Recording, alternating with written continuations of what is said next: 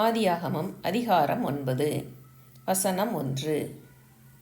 பின்பு தேவன் நோவாவையும் அவன் குமாரரையும் ஆசீர்வதித்து, நீங்கள் பலுகி பெருகி பூமியை நிரப்புங்கள். வசனம் 2. உங்களை பற்றிய பயமும் அச்சமும் பூமியில் உள்ள சகல மிருகங்களுக்கும் ஆகாயத்தில் உள்ள சகல பறவைகளுக்கும் உண்டாயிருக்கும். பூமியிலே நடமாடுகிற யாவும் சமுத்திரத்தின் மச்சங்கள் யாவும் உங்களுக்கு கையளிக்கப்பட்டன. வசனம் 3. நடமாடுகிற ஜீவஜந்துக்கள் யாவும் உங்களுக்கு ஆகாரமாய் இருப்பதாக. பசும் பூண்டுகளை உங்களுக்கு தந்தது போல அவைகள் எல்லாவற்றையும் உங்களுக்கு தந்தேன். வசனம் 4.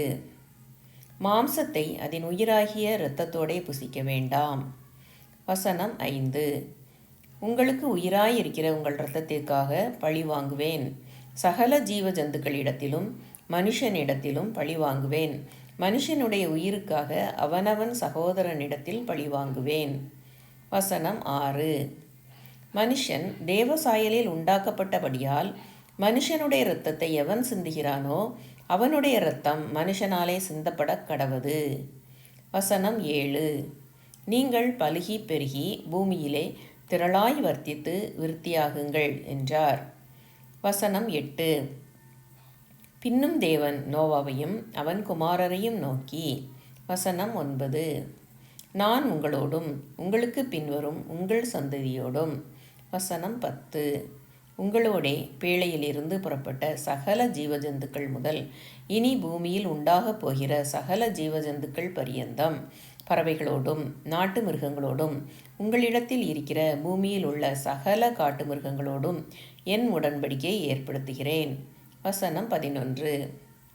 இனி மாம்சமானவைகளெல்லாம் ஜலப்பிரளயத்தினால் சங்கரிக்கப்படுவதில்லை என்றும் பூமியை அழிக்க இனி ஜலப்பிரளயம் உண்டாவதில்லை என்றும் உங்களோடே என் உடன்படிக்கையை ஏற்படுத்துகிறேன் என்றார்.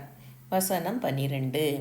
அன்றியும் தேவன் எனக்கும் உங்களுக்கும் உங்களிடத்தில் இருக்கும் சகல ஜீவஜந்துக்களுக்கும் நித்திய தலைமுறைகளுக்கென்று நான் செய்கிற உடன்படிக்கையின் அடையாளமாக. வசனம் 13. நான் என் வில்லை மேகத்தில் வைத்தேன். அது எனக்கும் பூமிக்கும் உண்டான உடன்படிக்கைக்கு அடையாளமாயிருக்கும். வசனம் 14. நான் பூமிக்கு மேலாய் மேகத்தை வருவிக்கும் போது அந்த வில் மேகத்தில் தோன்றும். வசனம் 15. அப்பொழுது எல்லா மாம்ச ஜீவன்களையும் அழிக்க இனி ஜலமானது பிரளயமாய் பெருகாதபடிக்கு எனக்கும் உங்களுக்கும் மாம்சமான சகல ஜீவஜந்துக்களுக்கும் உண்டான என் உடன்படிக்கையை நினைவு கூறுவேன். வசனம் 16. அந்த வில் மேகத்தில் தோன்றும்போது தேவனுக்கும் பூமியின் மேலுள்ள சகலவித மாம்ச ஜீவன்களுக்கும் உண்டான நித்திய உடன்படிக்கையை நான் நினைவு கூறும்படிக்கு அதை நோக்கி பார்ப்பேன். வசனம் 17. இது எனக்கும் பூமியின் மேலுள்ள மாம்சமான யாவுக்கும் நான் ஏற்படுத்தின உடன்படிக்கையின் அடையாளம் என்று நோவாவோடே சொன்னார். வசனம் 18. பேழையிலிருந்து புறப்பட்ட நோவாவின் குமாரர் சேம், காம், யாப்பேத் என்பவர்களே. காம் கானானுக்கு தகப்பன். வசனம் 19. இம்மூவரும் நோவாவின் குமாரர்.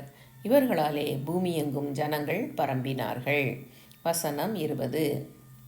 நோவா பயிரிடுகிறவனாகி திராட்சை தோட்டத்தை நாட்டினான். வசனம் 21. அவன் திராட்சை ரசத்தை குடித்து வெறி கொண்டு தன் கூடாரத்தில் வஸ்திரம் விலகி படுத்திருந்தான். வசனம் 22. அப்பொழுது கானானுக்கு தகப்பனாகிய காம் தன் தகப்பனுடைய நிர்வாணத்தை கண்டு வெளியில் இருந்த தன் சகோதரர் இருவருக்கும் அறிவித்தான். வசனம் 23.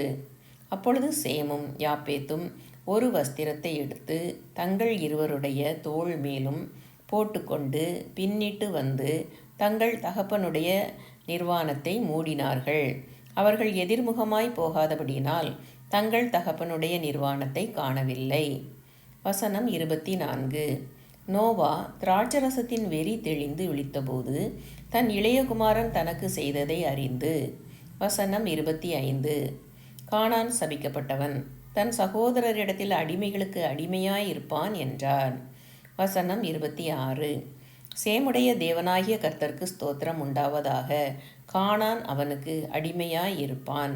வசனம் 27. யாப்பேத்தை தேவன் விருத்தியாக்குவார், அவன் சேமுடைய கூடாரங்களில் குடியிருப்பான், கானான் அவனுக்கு அடிமையாயிருப்பான் என்றான். வசனம் 28. ஜல பிரளயத்துக்கு பின்பு நோவா 350 வருஷம் உயிரோடு இருந்தான். வசனம் 29. நோவாவின் நாட்களெல்லாம் 950 வருஷம். அவன் மரித்தான்.